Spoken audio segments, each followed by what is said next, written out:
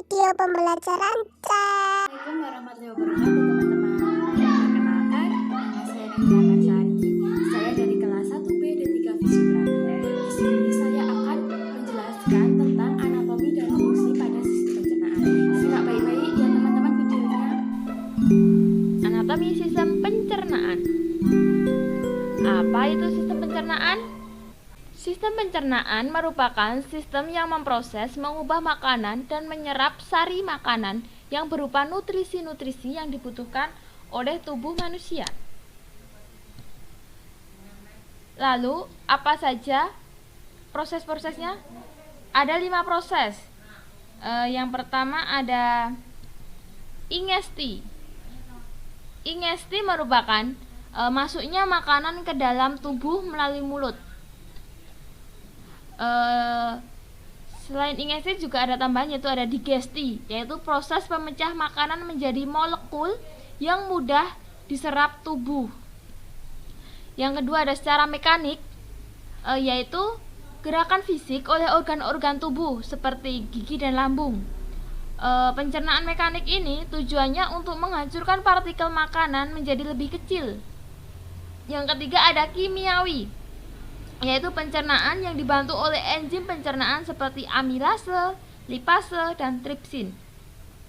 Pencernaan kimiawi ini bertujuan untuk mengubah senyawa makro menjadi senyawa mikro agar mudah diserap tubuh. Misalnya maltosa diubah menjadi glukosa. Yaitu ada penyerapan atau yang disebut sebagai absorpsi, yaitu proses penyerapan zat makanan ke dalam tubuh. Yaitu penyingkiran atau bisa jadi pengeluaran. Lalu apa saja anatominya? Yang pertama ada mulut, ini gambarnya, langit-langit keras, langit-langit lunak, dan lidah. Yang pertama ada mulut. Mulut merupakan organ pertama saluran pencernaan yang meluas dari bibir sampai ke istimus fasium. Mulut ini berfungsi untuk mengunyah makanan menjadi lebih halus dan lunak agar lebih mudah untuk ditelan dan dicerna.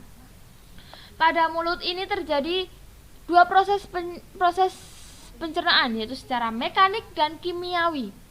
Pada mulut ini juga dilengkapi oleh organ-organ lainnya, yaitu ada bagian organnya itu ada bibir, yaitu bagian eksternal ditutupi oleh kulit dan bagian internalnya dilapisi oleh jaringan epitel yang mengandung mukosa.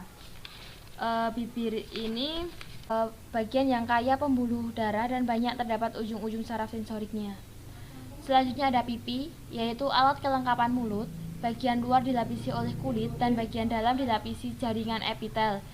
Pipi ini mengandung selaput lendir, dan di pipi ini terdapat otot pengunyah yang memanjang dari maksila ke mandibula.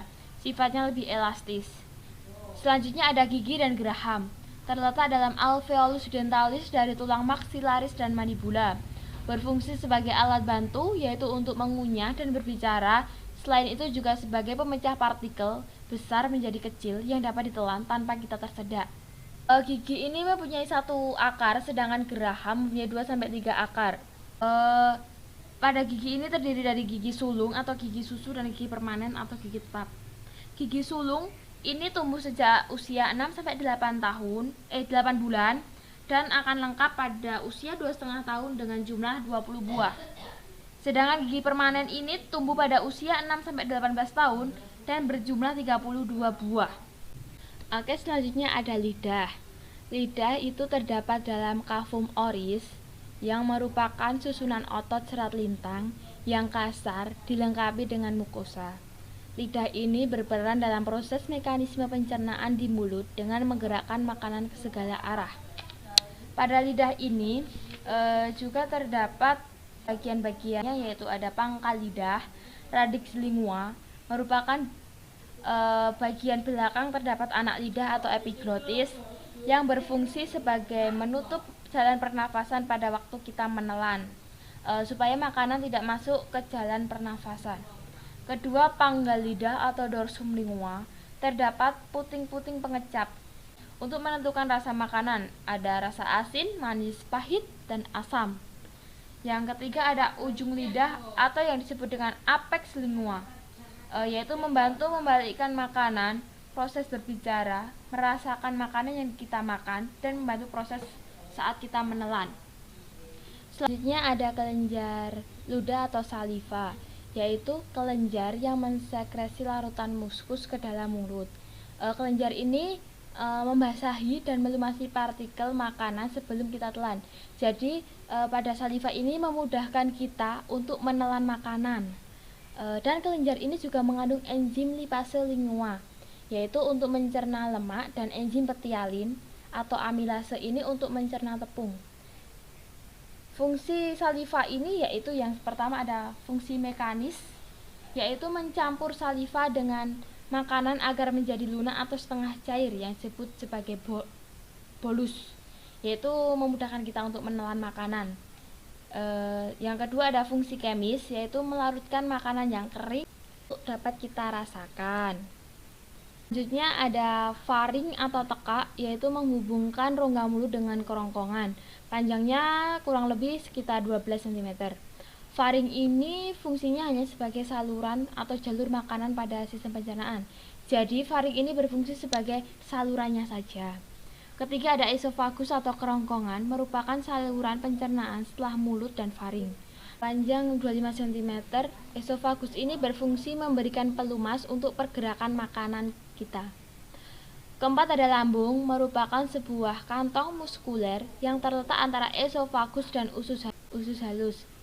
Terletak sebelah kiri abdomen atau perut kita, di bawah diafragma bagian depan pankreas dan limfa. Fungsi lambung yaitu menampung makanan yang masuk melalui esofagus, menghancurkan makanan, serta menghanguskan makanan dengan gerakan peristaltik lambung dan getah lambung. Gerakan peristaltik ini merupakan gerakan seperti meremas-remas. Ini bagian-bagian lambungnya, perhatikan dengan baik-baik. Ada kardia, yaitu pintu masuk lambung. Fundus, yaitu berfungsi sebagai penyimpan makanan. Ada korpus atau badan lambung, yaitu dindingnya berotot dan banyak kelenjarnya. Terus ada antrum pylorus, yaitu terdiri otot tebal, fungsi memompa kimus ke duodenum. Kemudian ada sphincter pylorik, yaitu pintu keluar lambung ke duodenum. Ada enzim yang pada lambung, yaitu ada pepsin, yaitu fungsinya memecah protein dalam makanan menjadi partikel yang lebih kecil. Kedua ada HCl, yaitu menghancurkan bakteri atau virus yang tertinggal dalam makanan, serta mengaktifkan pepsinogen menjadi pepsin. Yang ketiga ada lipase lambung, fungsinya seperti fungsi enzim lipase pada mulut, yaitu sebagai memecah lemak. Ada tambahan yaitu renin, yaitu sebagai ragi yang membekukan susu, membentuk kasein dan karsinogen dari protein. Ini gambar anatomi pada pankreas, yaitu ada saluran empedu, kepala pankreas, kelenjar pankreatik, lobulus, ekor, badan pankreas, dan duodenum. Perhatikan. Pankreas ini terletak di kuadran kiri atas abdomen, bentuknya seperti spons, warnanya kekuningan. Ukuran panjang pankreas ini sekitar 12-15 cm dengan berat 60-100 gram. Fungsi pankreas yaitu menghasilkan enzim pencernaan dan menghasilkan beberapa hormon atau fungsi eksokrin, serta mengatur kadar gula dalam darah melalui pengeluaran glukagon, menambah kadar gula dalam darah dengan mempercepat tingkat pelepasan hati. Yang ketiga ada pengurangan kadar gula dalam darah dengan mengeluarkan insulin yang mempercepat aliran glukosa ke dalam sel pada tubuh, terutama pada otot. Yang organ keenam ada usus halus, yaitu bagian saluran pencernaan yang terletak di antara lambung dan usus besar. Usus halus ini terdiri 3 bagian, yaitu ada usus 12 jari atau duodenum yang terletak setelah lambung yang menghubungkan jejunum, panjang sekitar 25 cm. Kedua ada usus kosong, yaitu atau yang disebut jejunum, yaitu bagian kedua usus halus, yaitu terletak di antara duodenum dan ileum. Panjang usus halus dewasa ini yaitu sekitar 2-8 meter, dengan 1-2 meternya merupakan bagian dari usus kosong. Ketiga ada usus penyerapan atau ileum, yaitu bagian akhir dari usus. Panjangnya sekitar 2-4 meter dan terletak setelah duodenum dan jejunum. dan dilanjutkan oleh usus buntu.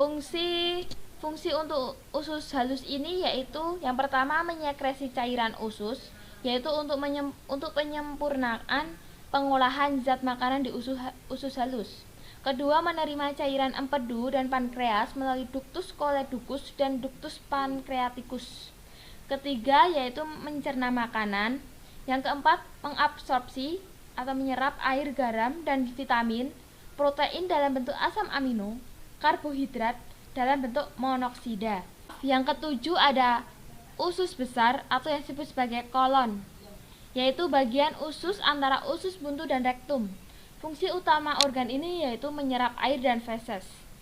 Usus besar ini terdiri dari usus buntu dan umbai cacing. Usus buntu ini kantong yang terhubung pada usus penyerapan serta bagian kolon menanjak dari usus besar. Yang kedua ada umbai cacing atau yang disebut dengan appendix, yaitu organ tambahan pada usus buntu. Umbai cacing ini pada bagian usus besar juga disebut sebagai cecum, yaitu kantong lebar terletak pada fossa iliac dextra. Bentuknya seperti cacing. Selain itu juga bagian-bagian dari usus besar atau kolon ada juga kolon ascendens yang memanjang dari cecum ke fossa iliaca kanan sampai ke sebelah kanan abdomen, panjangnya sekitar 13 cm. Kolon ascendens ini terletak di bawah abdomen sebelah kanan di bawah hati yang membelok ke kiri. Yang kedua ada kolon transversum, panjangnya kira-kira 38 cm, membujur dari kolon ascendens sampai ke kolon descendens. Keempat ada kolon descendens, yaitu panjang kurang lebih 25 cm, terletak di bawah abdomen bagian kiri dari atas ke bawah. Kelima ada kolon sigmoid, yaitu lanjutan dari kolon descendens. Dan yang kedelapan atau yang terakhir yaitu rektum dan anus, merupakan ruangan yang berawal dari ujung usus besar dan berakhir di anus, atau sebagai lanjutan dari kolon sigmoid yang menghubungkan intestinum mayor dengan anus sepanjang 12 cm. Rektum ini terletak di dalam rongga pelvis, di depan os sacrum dan os coccygeus. Rektum berfungsi sebagai tempat penyimpanan sementara feses. Mengapa demikian? Biasanya rektum ini kosong. Jika pada kolon descendens ini penuh, tinja masuk ke rektum, maka timbul keinginan untuk buang air besar atau BAB. Jadi anatomi sistem pencernaan manusia itu dimulai atau berawal dari mulut dan berakhir atau saluran terakhirnya ada di rektum dan anus. Terima kasih untuk teman-teman semua yang telah menyaksikan video ini. Nah, teman-teman tadi sudah menyaksikan video tadi ya. Apabila ada